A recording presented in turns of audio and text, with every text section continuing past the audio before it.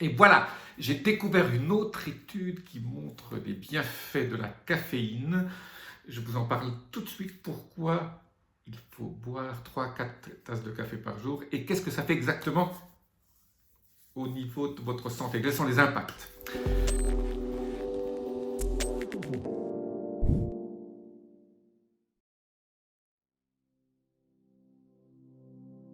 Je suis Jean-Marie Buterlin, je suis expert en rajeunissement longévité et j'aide ma communauté à ajouter de la vie à leurs années et des années à leur vie. Et tout de suite, qu'est-ce qui se passe au niveau de la caféine?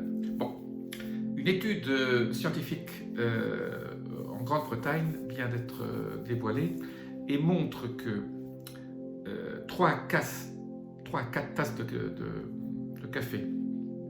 Alors eux, ils ne précisent pas si c'est de l'expresso ou quel type de café ils ont utilisé, mais je vous en parle tout de suite après quel type de café il faut utiliser et comment le faire. En gros, ils ont montré que sur plus de presque 500 000 personnes qu'ils ont interviewées et qu'ils ont suivies au cours du temps, il y avait une 20% de chance de moins de faire des stéatoses du foie, qui est la nouvelle maladie du foie liée surtout pas tellement à l'alcool mais au sucre, aux boissons sucrées qu'on prend. Et la stéatose du foie est la nouvelle maladie qui est en train de se développer surtout chez les jeunes générations de 30-40 ans qui depuis l'âge de 10 ans boivent ces boissons sucrées du matin au soir. Eh bien, le café aiderait à montrer une incidence importante sur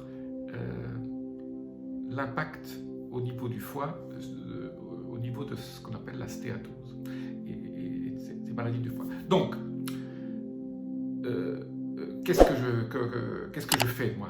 Moi, personnellement, je bois un peu trop de café.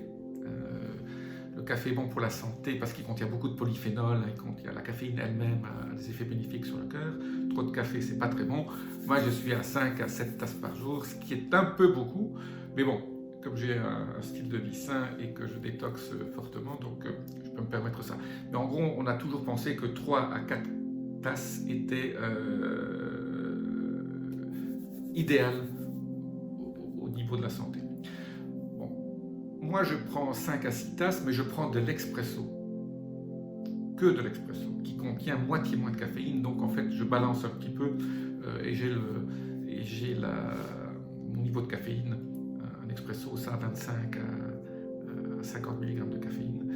Un café torréfié par percolateur ou café normal, c'est plutôt 100 mg.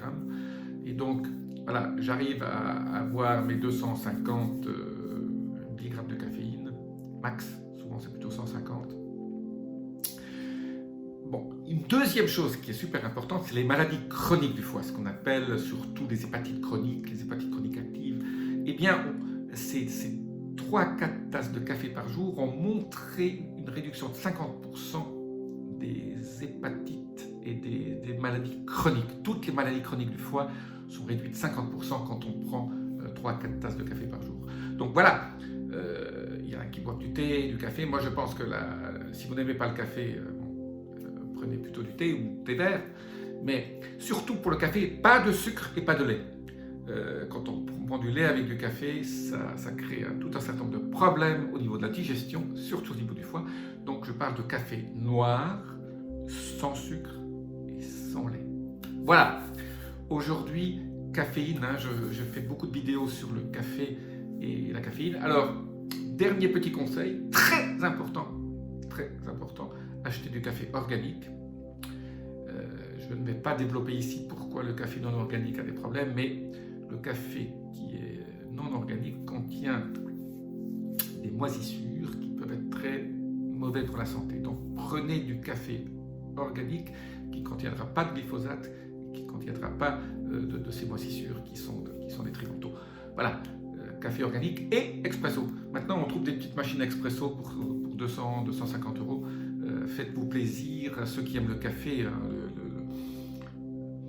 l'odeur, la petite crème au-dessus, c'est absolument génial.